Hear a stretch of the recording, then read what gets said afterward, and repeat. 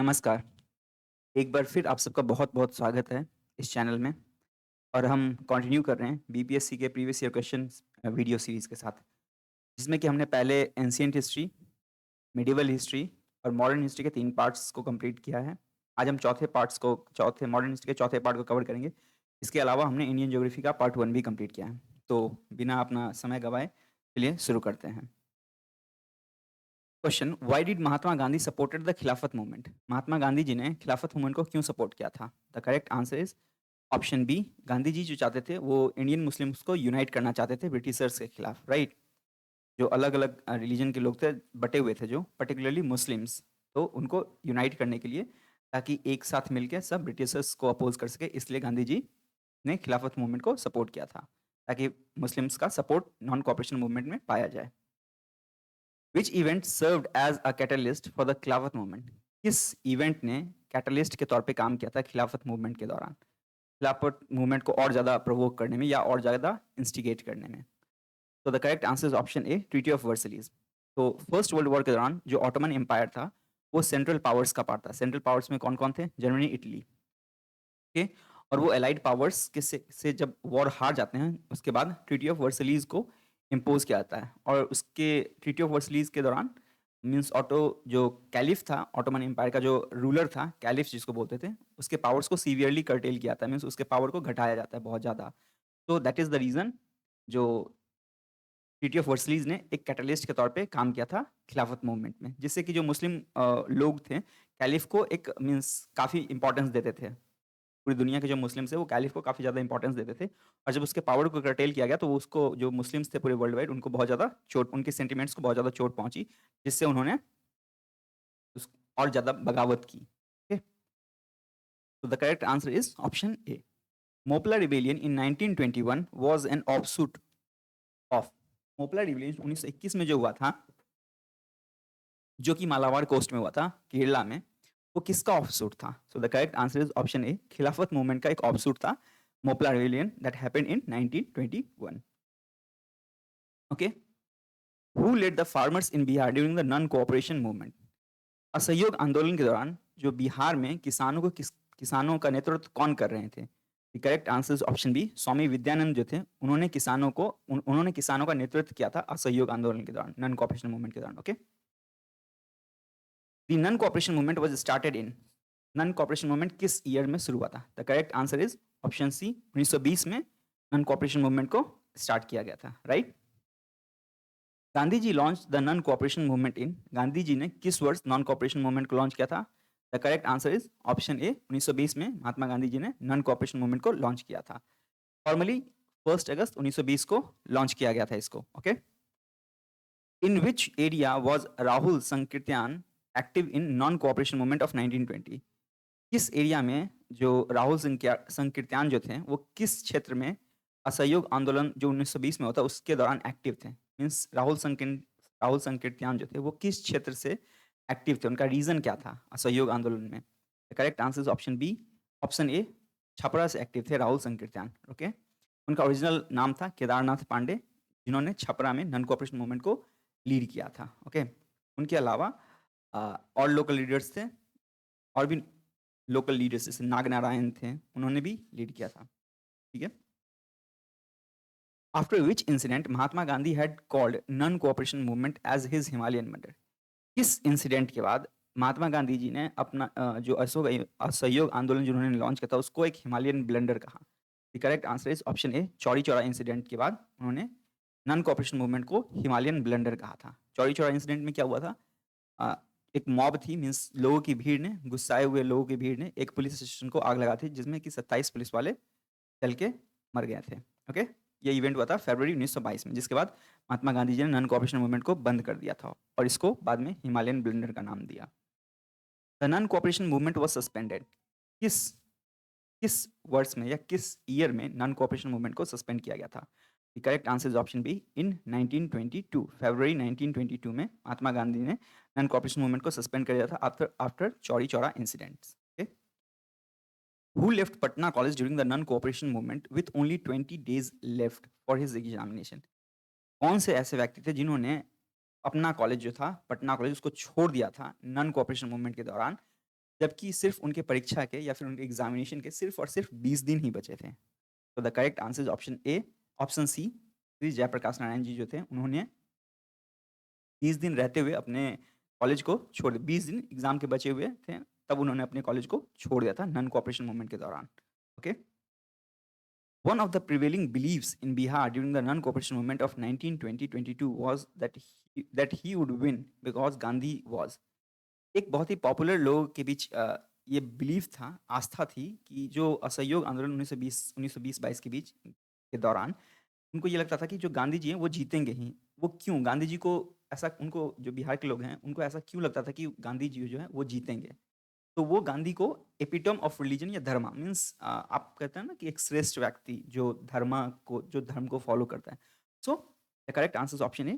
People जो है गांधी जी को, जो बिहार के लोग हैं पर्टिकुलरली, वो गांधी जी को मीन्स एपिटोम, आप किसी एपिटोम का मतलब किसी भी चीज़ की श्रेष्ठ था। ओके। तो वो धर्म की श्रेष्ठता को मीन्स महात्मा गांधी को समझते थे कि वो बहुत कम सम कोई मिस्टिकल फिगर मीन्स उनके पास कुछ शक्ति है, तो इसलिए लोगों का ये बिलीफ था। Correct answer is option A. Okay, because people believe that Gandhi was epitome of religion or dharma. Indicate true sequence of events concerning the postponement of non-cooperation movement. हमारे को 4 इंसिडेंट दिए गए, हमारे को इनको सीक्वेंस वाइज अरेंज करना है कि नॉन कॉपरेशन मूवमेंट को कैसे सीक्वेंसली कैसे हुआ था। The correct answer is option ए। 1 2 3 4। सबसे पहले पुलिस ने फायर किया था चौरी चौरा में। इसके बाद लोग गुस्सा आ गए थे, उन्होंने पुलिस स्टेशन को आग लगा दी थी जिसमें 27 पुलिस वाले जल के मर गए थे। उसके बाद गांधी जी ने इसको इस जो नॉन कॉपरेशन मूवमेंट था उसको सस्पेंड किया और उसके बाद गांधी जी को अरेस्ट कर लिया गया। और बाद में गांधी जी ने नॉन कॉपरेशन मूवमेंट को एक हिमालयन ब्लेंडर का नाम दिया था। फरवरी 1922 में इस मूवमेंट को बंद किया गया था और लॉन्च कब किया गया था ऑफिशियली? 1 अगस्त 1922 में। Okay. In which state is Chauri Chaura, where in February 1922 AD a police station was set on fire? जो चौरी चौरा इंसिडेंट जहाँ पे हुआ था 1922 में ड्यूरिंग नॉन कोऑपरेशन मूवमेंट, यह जो लोकेशन है ये किस स्टेट में है? चौरी चौरा लोकेशन किस स्टेट में है? So the correct answer is option D, Uttar Pradesh में है, गोरखपुर डिस्ट्रिक्ट में, उत्तर प्रदेश में है। जब आप बलिया से जाते हैं उस तरफ मीन्स अगर आप दिल्ली वाली रूट में जाते हैं, बिहार से दिल्ली या वेस्ट बंगाल से दिल्ली वाले रूट में, तो आपको चौरी चौरा जो है वो उत्तर प्रदेश गोरखपुर जिले में रेलवे स्टेशन मिलता है, Chauri Chaura railway station. Okay. Which of the following statements are not correct regarding the non cooperation movement in the towns? इनमें से कौन सा स्टेटमेंट है जो नॉन कोऑपरेशन मूवमेंट के बारे में सही नहीं है? First is only the upper caste and rich took part in the movement. ये स्टेटमेंट गलत है क्योंकि सिर्फ अपर कास्ट और रिच अमीर लोगों ने ही पार्टिसिपेट नहीं किया था। Second is the council elections were boycotted even by the Justice Party of Madras. ये भी गलत है। Okay. Third is thousands of students left government controlled schools, headmasters and teachers resigned, and lawyers gave their practice. So the third statement is correct. So which of the following statement is not correct? पूछा है तो correct answer is option A. 1 and 2 is not correct. Which of the following statements regarding the Indian freedom struggle is not correct? इनमें से कौन सा भारतीय स्वतंत्रता संग्राम के बारे में जो स्टेटमेंट्स दिया गया इनमें से कौन सा सही नहीं है? तो the correct answer is option A. Mahatma Gandhi was arrested in the year 1921। ये गलत है क्योंकि Mahatma Gandhi was arrested in year 1922 and not in 1921। He was arrested on 10th March 1922 when he withdraw the non-cooperation movement in February 1922 after the Chauri Chaura incident. जब गांधी जी ने फरवरी 1922 में Chauri Chaura incident जब हुआ था, उसके बाद जब नॉन कॉपरेशन मूवमेंट को विथ होल्ड कर लिया था मीन्स विदड्रॉ कर लिया था, उसके बाद 10 मार्च 1922 को महात्मा गांधी को अरेस्ट किया गया था। Okay, good. So the correct answer is option A. A pleader of Bihar who left his lucrative practice during non-cooperation movement was। Now, what do you mean? What do you mean by pleader? Pleader means होता है कि someone who is practicing in the court of law, means either a lawyer और basically lawyer ही होते हैं pleader जो होते हैं। तो कौन से ऐसे प्लीडर थे या लॉयर थे जिन्होंने अपनी ल्यूक्रेटिव मीन्स बहुत ही lucrative means something which is very attracting, right, जो वो जो ल्यूक्रेटिव प्रैक्टिस थी उसको छोड़ देती असहयोग आंदोलन के दौरान। तो the correct answer is option B. Doctor Rajendra Prasad जो थे उन्होंने अपनी प्रैक्टिस छोड़ दी थी नॉन कोऑपरेशन मूवमेंट के दौरान। Okay. What was the purpose for which C.R. Das and Motilal Nehru formed the Swaraj Party within the Congress? C.R. Das that is Chittaranjan Das और मोतीलाल नेहरू जी ने स्वराज पार्टी की स्थापना करी थी विद इन कांग्रेस, कांग्रेस के अंदर ही। तो उसका उस पार्टी के फॉर्मेशन का रीजन क्या था, किस पर्पज से उसको फॉर्म किया गया था? तो the correct answer is option C, to participate in the elections of state council. Swaraj party का एम था जब नॉन कोऑपरेशन मूवमेंट फेल हो गया उसके बाद सी आर दास और मोतीलाल नेहरू ने कहा था कि हम पार्टी का गठन करेंगे, means now we will participate in elections, हम जाके इलेक्शंस में पार्टिसिपेट करेंगे और लेजिस्लेटिव बॉडी के अंदर जाकर हम जो गवर्नमेंट का वर्किंग है उसको ऑब्स्ट्रक्ट करेंगे, उसको रोकेंगे। तो कुछ लोग जो थे इसके सपोर्ट में नहीं थे, कुछ लोग जो थे इसके सपोर्ट में थे। तो जब लोग सपोर्ट में नहीं थे तो जो सी आर दास और मोतीलाल नेहरू जो थे उन्होंने कांग्रेस को तोड़ के अपनी पार्टी बनाने की बात करी, लेकिन गांधी जी ने इसमें इंटरवीन किया और उन्होंने कहा कि आप पार्टी बनाइए बट विद इन कांग्रेस। तो स्वराज पार्टी का फॉर्मेशन हुआ था विद इन कांग्रेस, और किस लिए हुआ था? To participate in the elections to the state council. Okay, correct answer is option C. Swaraj party was formed after the failure of, Swaraj party का गठन हुआ था किसके फेलियर के बाद? So the correct answer is sorry तो the correct answer is option A, non cooperation movement के fail होने के बाद स्वराज पार्टी का गठन किया गया था 1923 में सी आर दास और मोतीलाल नेहरू के द्वारा। Okay, who established Swaraj Party in 1923? Again, the correct answer is option C. It was C.R. Das and Motilal Nehru who founded the Swaraj Party in 1923 after the postponement, after the withdrawal of non-cooperation movement, right? With the aim to enter the legislative council. उनका क्या था कि हम legislative council के elections को लड़ेंगे और उसमें पार्टिसिपेट करेंगे ताकि हम जो अंग्रेजी शासन है उसको अंदर जाकर लेजिस्लेटिव बॉडी के अंदर जाकर हम उसको अपोज कर सकें, right? Who established Swaraj Dal in Bihar? Swaraj दल बिहार में स्वराज दल की स्थापना किन्होंने की थी? The correct answer is option A, Shri Krishna Singh जो थे उन्होंने स्वराज दल की स्थापना की थी और ये एक प्रोविंशियल ब्रांच था। ओके, स्वराज पार्टी का प्रोविंशियल ब्रांच था Swaraj Dal, right? Correct answer is option A, Shri Krishna Singh. Who founded Swaraj Dal in Bihar? Again the correct answer is option B, Shri Krishna Singh founded Swaraj Dal in Bihar. It was a provincial branch of Swaraj Party. In the year 1923, the Swaraj Party was formed as a group out of which of the following organization? 1923 में Swaraj party का गठन किया था और किससे बना था यह जो स्वराज पार्टी थी? तो the correct answer option B, Congress से बना था। हालांकि कांग्रेस से टूटने वाला, लेकिन कांग्रेस से ही बना यह ग्रुप कांग्रेस के अंदर ही रहा। Okay, correct answer is option B, Congress. Okay, the famous slogan Swaraj should be for common people, the famous slogan Swaraj should be for common people not only for classes was given by, किसने यह जो प्रसिद्ध slogan है कि स्वराज है वो आम जनमानस के लिए होना चाहिए, ना कि किसी एक पर्टिकुलर क्लास के लिए या फिर और भी जो विभिन्न तरह के क्लासेस हैं उनके लिए? तो the correct answer is option A, C R Das ji ने ये बोली थी। ओके, कि स्वराज जो है वो आम जनमानस के लिए होना चाहिए, ना कि किसी एक पर्टिकुलर क्लास के लिए। Okay, When did Simon Commission visit India? Simon Commission India कब आया था? So the correct answer is option B. In 1928, Simon Commission visited India. So specially particularly 3 फरवरी 1928 को साइमन कमीशन आया था और उसका गठन कब हुआ था? नवंबर 8 1927 में उसकी फॉर्मेशन की बात करी गई थी, उसका फॉर्मेशन हुआ था और 3 फरवरी 1928 Simon Commission came to India, right? Where was the formation of Simon? When was the formation of Simon Commission announced? किस वर्ष साइमन कमीशन की फॉर्मेशन का अनाउंसमेंट किया गया था? The correct answer is option C, 8 नवंबर 1927 को साइमन कमीशन को फॉर्म किया गया था, राइट? इंडिया में कब आया था वो? 3 फरवरी 1928। Who was the Simon commission appointed in the chairmanship of? Simon commission जो अपॉइंट किया गया था उसका चेयरमैन कौन था? Correct answer option A, John Simon was the chairman of Simon commission. और इसको बनाया किस लिए गया था? 1999 के एक्ट को रिव्यू करने के लिए और जो भी प्रोस्पेक्ट मीन्स आगे के जो फ्यूचर में जो भी लेजिस्लेटिव चेंजेस किए जा सकते हैं उसको रिकमेंड करने के लिए, right? Basically to study about the 1919 that is Montagu Chelmsford reform और गवर्नमेंट ऑफ इंडिया एक्ट 1919 को, ये दोनों एक ही नाम है तो प्लीज़ आप कंफ्यूज मत होइएगा। इसको रिव्यू करने के लिए और जो आगे की जो प्रोसेसेस हैं वो बताने के लिए, मीन्स आगे what steps could be taken to improve the conditions. Okay, so the correct answer is option A, John Simon. Remember once again, now that this flag is unfurled, it must not be lowered as long as a single Indian man, women or child lives in India. Who said this? इसने यह कहा था कि आप याद रखिए, एक बार जब यह झंडा को फहराया गया है, यह तब तक नहीं झुकना चाहिए जब तक कि एक भी भारतीय, चाहे वो महिला हो, पुरुष हो या फिर बच्चा हो, जब तक जिंदा है तब तक ये झंडा नहीं झुकना चाहिए। ये किसने कहा था? The correct answer is option B, Pandit Jawaharlal Nehru ने ये लाहौर सेशन में कहा था 1929 में। Okay, correct answer is option B, 1929 Lahore session. The proposal for Purna Swaraj was passed in Lahore Congress in the year. किस वर्ष पूर्ण स्वराज का जो प्रपोजल था उसको पास किया गया था लाहौर में, किस कांग्रेस मतलब लाहौर के कांग्रेस सेशन में किस ईयर में? Correct answer is option B, 1929 में इसको पास किया गया था। Okay, in which session Indian national Congress passed complete independence? Again the same question, the correct answer is option C, 1929 AD Lahore. Okay,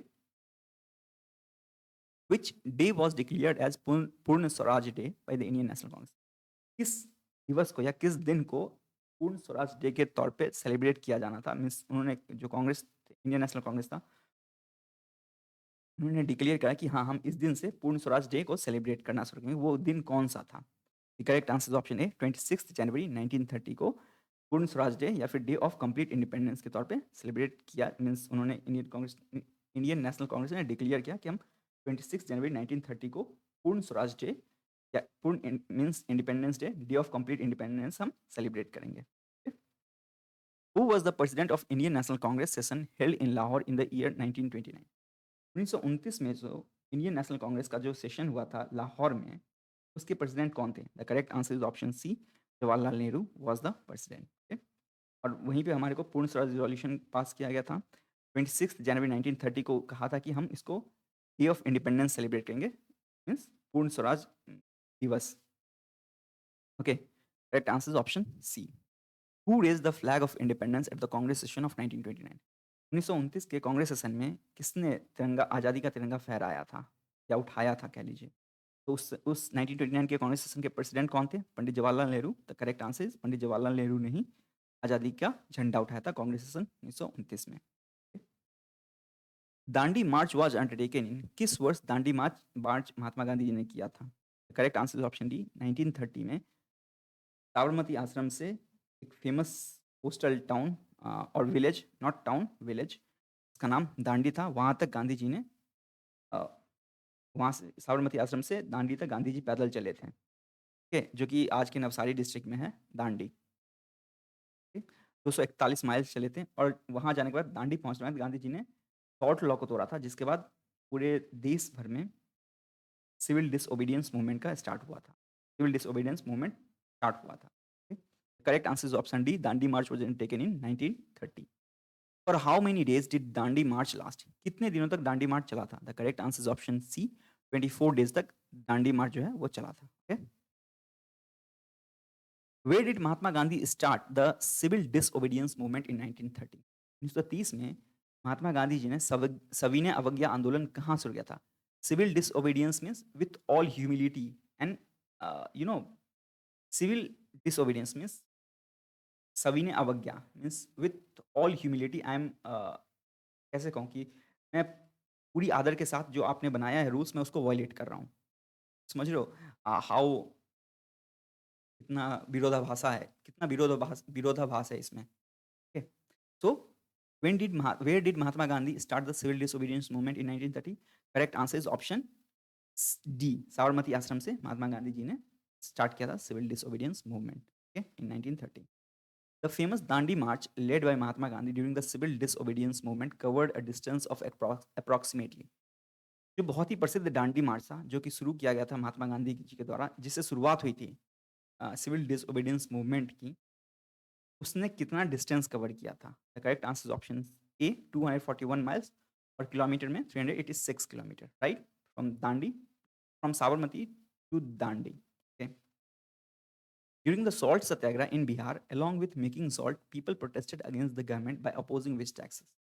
salt satyagraha के दौरान बिहार में लोग सॉल्ट बनाने के अलावा किस टैक्स के बारे में, गवर्नमेंट के किस टैक्स को अपोज कर रहे थे कि हम we are not going to give you that particular tax, कि हम वो जो एक जो टैक्स आपने लगा रखा है हम वो आपको नहीं दे रहे हैं? द करेक्ट आंसर ऑप्शन है चौकीदारी टैक्स के बारे में, मीन्स लोगों ने चौकीदारी टैक्स को लेकर अपोज किया था। Okay, Saran and Champaran were the first two districts where the satyagraha, salt satyagraha started. Okay, correct answer was A. What was the ultimate goal of Gandhiji's salt satyagraha? Gandhi ji ने जो salt satyagraha launch की थी उसके ultimate goal क्या थे? So the correct answer is option E, more than one of the above.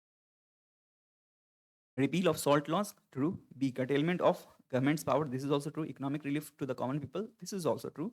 And option D, Purna Swaraj for India, though this is not true. Gandhi ji का ये goal नहीं था कि हम पूर्ण स्वराज फॉर इंडिया को डिक्लेयर करना, ओके। माइट भी इम्प्लिसिट हो सकता है बट एक्सप्लिसिट नहीं था, उन्होंने कहीं इसको मतलब लोग के सामने नहीं आया था, तो इम्प्लिसिट कहना भी गलत होगा। प्लीज हम फैक्ट्स पे बात करें तो फैक्ट्स पे ही बात करें, इम्प्लिसिट क्यों उसी किसी चीज का मतलब उसके बिटवीन द लाइंस पढ़ना। Which of these womens which of these women actively participated in the salt satyagraha, इनमें से किन महिलाओं ने सॉल्ट सत्याग्रह में बहुत ही मतलब प्रभावी तरीके से भाग लिया। The correct answer is option E, more than one of the. ये जो तीनों महिलाएं हैं, इन तीनों महिलाओं ने जो सॉल्ट सत्याग्रह था उसमें पार्टिसिपेट किया, जिनका नाम है मिसेस मीरा देवी, मिसेस हसन इमाम और मिस गौरी दास। इन तीनों की बहुत ही महत्वपूर्ण भूमिका रही थी सॉल्ट सत्याग्रह में बिहार में, ठीक है। After the failure of the civil disobedience movement, Gandhi ji give importance to, सविनय अवज्ञा आंदोलन के फेल होने के बाद महात्मा गांधी जी ने किस चीज पे इंपॉर्टेंस दी, किस चीज को इंपॉर्टेंस दिया। Correct answer is option A, constructive programmes पे उन्होंने फोकस करना शुरू किया, जिसमें कि उन्होंने 1932 में एक all India anti untouchability league की फॉर्मेशन करी, मतलब उसको फाउंड किया, और जो हरिजन के उत्थान के लिए काम करता था। इसके अलावा 1933 में उन्होंने एक वीकली मैगजीन हरिजन के नाम से भी पब्लिश करना शुरू किया। मीन्स बेसिकली वो अनटचेबिलिटी को खत्म करने के दिशा में काम कर रहे थे, सिर्फ अनटचेबिलिटी नहीं और भी बहुत सारी चीज़ें, ठीक है। तो कंस्ट्रक्टिव प्रोग्राम्स इन सोसाइटी में साफ सुरक्षा को लेके या शराबबंदी को लेके, इन सब चीज़ों पे। Who led the salt satyagraha in Champaran on April 6, 1930, 6 अप्रैल 1930 को चंपारण में सॉल्ट सत्याग्रह का नेतृत्व किन्होंने किया था। The correct answer is option A, Bipin Bihari Verma ji ने 6 अप्रैल 1930 को सॉल्ट सत्याग्रह का नेतृत्व किया था चंपारण में, right. Agitation against chowkidari tax in Begusarai was part of, Begusarai में जो चौकीदारी टैक्स के खिलाफ जो विरोध हुआ था वो किसका पार्ट था। Correct answer is option B, civil disobedience movement का पार्ट था, चौकीदारी टैक्स को रिफ्यूज करना, ठीक है, कि हम चौकीदारी टैक्स नहीं देंगे। In which movement did the farmers of Bihar refuse to pay chowkidari tax, किस मूवमेंट के दौरान जो बिहार के किसान थे उन्होंने मना कर दिया कि हम आपको चौकीदारी टैक्स नहीं दे रहे हैं। तो the correct answer is option option D, civil disobedience movement, okay, right. Who led the salt satyagraha in Bhagalpur, Bhagalpur में जो नमक तोड़ो आंदोलन था उसको किसने लीड किया था, उसका नेतृत्व किसने किया था। Correct answer is option B, Mahadev Lal Sarraf ji जो थे उन्होंने लीड किया था भागलपुर से सॉल्ट सत्याग्रह को, okay. Prabhavati Devi was the freedom fighter of which field, Prabhavati Devi जो एक वीरांगना थी, जो हमारी फ्रीडम फाइटर थी, वो किस क्षेत्र से आती थी। The correct answer option B, Patna से आती थी प्रभावती देवी, फ्रीडम फाइटर, स्वतंत्रता सेनानी जो थी वो पटना रीजन से आती थी, ठीक है। Name the Deoband scholar who played a significant role in the freedom movement, उस देवबंद स्कॉलर का नाम बताया जिनकी बहुत ही महत्वपूर्ण भूमिका रही है आज़ादी के आंदोलन में। करेक्ट आंसर इज ऑप्शन ए, जो हमारे अबुल कलाम आज़ाद जो थे उनकी बहुत ही, वो एक देवबंद स्कॉलर थे, उनकी बहुत ही महत्वपूर्ण भूमिका, बहुत ही अहम भूमिका रही थी आज़ादी के आंदोलन में। 1940 से लेकर 1946 तक जो कांग्रेस के प्रेसिडेंट भी रहे थे अबुल कलाम आज़ाद। इसके अलावा उन्होंने एक मैगजीन पब्लिश किया था जिसका नाम था अल नदवा। इसके अलावा इंडिया विंस फ्रीडम भी उनकी बहुत ही प्रसिद्ध किताब है। इसके अलावा उन्होंने वीकली न्यूज़पेपर अल हिलाल और अल बलग को भी लिखना शुरू किया था, पब्लिश करना शुरू किया, right. Correct answer is option A. Gandhi Irwin pact was sign in, किस वर्ष गांधी इरविन पैक्ट को साइन किया गया। The correct answer is option A, 1931 में गांधी इरविन पैक्ट को साइन किया गया, जिसने जो सिविल डिसओबीडियंस मूवमेंट था उसको टेम्पररी के लिए सस्पेंड किया था, पॉज किया गया था उसमें। और गांधी जी जो इंडियन नेशनल कांग्रेस थे उन्होंने एग्री किया कि yes we are going to take part in the second round table conference, that is द्वितीय गोलमेज सम्मेलन जो था उसमें हम पार्टिसिपेट करेंगे। What important event happened on March 5, 1931, 5 मार्च 1931 को कौन सी महत्वपूर्ण घटना या कौन सी महत्वपूर्ण इवेंट हुई थी। The correct answer is option A, Gandhi Irwin pact हुआ था 5 मार्च 1931 को, जिससे कि सिविल डिसओबीडियंस मूवमेंट को टेम्पररी सस्पेंड किया गया था। इंडियन नेशनल कांग्रेस ने एग्री किया था कि yes we are going to participate in the second round table conference, और उसमें सेकंड राउंड टेबल कॉन्फ्रेंस में इंडियन नेशनल कांग्रेस के सोल रिप्रेजेंटेटिव थे महात्मा गांधी, राइट। तो the correct answer is option A. Who played an important role in the signing of the signing of Gandhi Irwin pact, इनमें से किनकी बहुत ही महत्वपूर्ण भूमिका रही है जो गांधी इरविन पैक्ट जो साइन हुआ था उसको करवाने में? The correct answer is option C, Tej Bahadur Sapru और एम आर जयकर जो थे, इन दोनों की बहुत ही महत्वपूर्ण भूमिका रही थी गांधी इरविन पैक्ट को साइन करवाने में, right? Which of the following Indian leaders attended the first round table conference? इनमें से कौन से नेता थे जिन्होंने पहले गोलमेज सम्मेलन जो लंदन में हुआ था उसमें पार्टिसिपेट किया था, उसको अटेंड किया था? The correct answer is option ए, मौलाना मोहम्मद अली। इन्होंने पार्टिसिपेट किया था फर्स्ट राउंड टेबल कॉन्फ्रेंस में, पहला गोलमेज सम्मेलन में। Okay, who participated in all 3 round table conferences? इनमें से कौन थे जिन्होंने तीनों राउंड टेबल कॉन्फ्रेंसेस में पार्टिसिपेट किया? The correct answer is option C, doctor B R Ambedkar जो थे उन्होंने तीनों राउंड टेबल कॉन्फ्रेंसेस में मतलब पार्टिसिपेट किया था। Which round table conference held in 1932? 1932 में कौन सा राउंड टेबल कॉन्फ्रेंस हुआ था? Correct answer is option C, third round table conference जो है वो 1932 में हुआ था। ठीक है, Indian national Congress did not take part in which of the following round table conferences? इनमें से कौन से राउंड टेबल कॉन्फ्रेंसेस में इंडियन नेशनल कांग्रेस ने पार्टिसिपेट नहीं किया था? तो the correct answer is option E, more than one of the first और थर्ड राउंड टेबल कॉन्फ्रेंसेस में जो इंडियन नेशनल कांग्रेस थी उन्होंने पार्टिसिपेट नहीं किया था। सेकंड राउंड टेबल कॉन्फ्रेंस में पार्टिसिपेट किया था और इंडियन नेशनल कांग्रेस को सिर्फ एक इंसान रिप्रेजेंट करा था, वो थे Mahatma Gandhi ji, right? On which issue did the second round table conference fail? वो कौन सा मुद्दा था या कौन सी वजह थी जिसके कारण जो सेकंड राउंड टेबल कॉन्फ्रेंस था वो फेल हो गया? तो the correct answer is option A, communal delegation. Means जो कम्युनिटी के आधार पे, समुदाय के आधार पे जो डेलीगेशंस मीन्स पावर उसको डिवाइड करने की बात हुई थी, उसके कारण जो सेकंड राउंड टेबल कॉन्फ्रेंस था वो फेल हो गया था, राइट? इसमें कि बाबा साहब अम्बेडकर जो अनटचेबल्स जो थे मीन्स लोअर कास्ट जो थे उनके लिए सेपरेट इलेक्टोरेट की डिमांड करते, वहीं गांधी जी उसको रिफ्यूज कर रहे थे, उसको मना कर रहे थे। What was the point of difference between Dr. Ambedkar and Mahatma Gandhi during the second roundtable conference? So the correct answer is option D, separate voting for Dalits. It was Dr. B.R. Ambedkar who demanded that yes, untouchables must get the separate electorate, while Mahatma Gandhi severely refused it. That no, this will further divide the Indian society. एक तो पहले से ही Indian society जो थी वो divided थी, India Bharat का जो समाज था पहले से ही डिवाइडेड था हिंदू और मुस्लिम्स के बीच। अगर सेपरेट इलेक्टोरेट दे दिया जाता मुस्लिम अनटचेबल्स को तो वो समाज और भी ज़्यादा विभाजित हो जाता। ठीक है, और भी ज़्यादा विभाजित होता और गांधी जी इसको अपोज करते, गांधी जी इसके सपोर्ट में नहीं थे। तो the correct answer is option D, separate voting for Dalits. Who was the prime minister of England at the time of round table conference? जब राउंड टेबल कॉन्फ्रेंस हो रहा था उस समय इंग्लैंड का प्राइम मिनिस्टर कौन था? Correct answer Ramsay MacDonald. जो रैमसे मैकडोनल्ड था वो था इंग्लैंड का प्राइम मिनिस्टर जब राउंड टेबल कॉन्फ्रेंसेस हो रहे थे। Okay, correct answer is option D. When was the Poona pact sign? किस वर्ष पूना पैक्ट को साइन किया गया? Correct answer is option A, 24 सितंबर 1932 को पूना पैक्ट साइन किया गया था, जिसके अंदर जो रिजर्वेशंस थी अनटचेबल्स के लिए उनको प्रोविंशियल लेवल पे और सेंट्रल लेजिस्लेटिव असेंबली में भी बढ़ाया गया था, राइट? ऑलमोस्ट 18% ज़्यादा रिजर्वेशन दिया गया था central legislative assemblies. A separate electoral group was made by the communal tribunal of Ramsay MacDonald first time in August 1932. इसके लिए एक सेपरेट इलेक्टोरल ग्रुप बनाया गया था, जो रैमसे मैकडोनल्ड का जो कम्युनल ट्राइबल था उसके द्वारा अगस्त में पहली बार।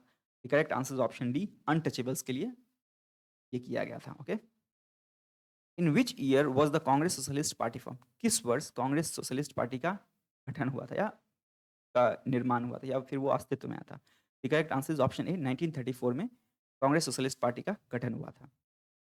The purpose of Poona pact, जो पूना पैक्ट साइन किया गया था महात्मा गांधी और डॉक्टर बी आर अम्बेडकर के बीच, उसका पर्पज क्या था? तो the correct answer is option B, to provide representation of untouchables. Untouchables थे उनके लिए रिप्रेजेंटेशन प्रोवाइड करना। Okay, the Congress socialist party was founded in 1934 by, जो 1934 में कांग्रेस सोशलिस्ट पार्टी का निर्माण किया गया था, उसके फाउंडर कौन थे, किनके द्वारा वो फाउंड किया गया था? So the correct answer is option C, एक तो जयप्रकाश नारायण थे और दूसरा आचार्य नरेंद्र देव। ये दोनों एसोसिएटेड थे कांग्रेस सोशलिस्ट पार्टी के फाउंडेशन से, जिसको कि 1934 में बनाया गया था। C, the first meeting of Congress socialist party was held in, कहाँ पे कांग्रेस सोशलिस्ट पार्टी की पहली मीटिंग हुई थी? Correct answer is option C, Patna में कांग्रेस सोशलिस्ट पार्टी की पहली मीटिंग हुई थी। ठीक है, which party was Jayaprakash Narayan associated with? Jayaprakash Narayan ji जो थे वो किस पार्टी से संबंध रखते थे या किस दल से संबंधित थे? The correct answer is option C, Congress Socialist से। और 1934 में उनको कांग्रेस सोशलिस्ट पार्टी को जयप्रकाश नारायण जी ने बनाया था। Okay, Jayaprakash Narayan was associated with the party. Again, the correct answer is option C, Congress Socialist Party.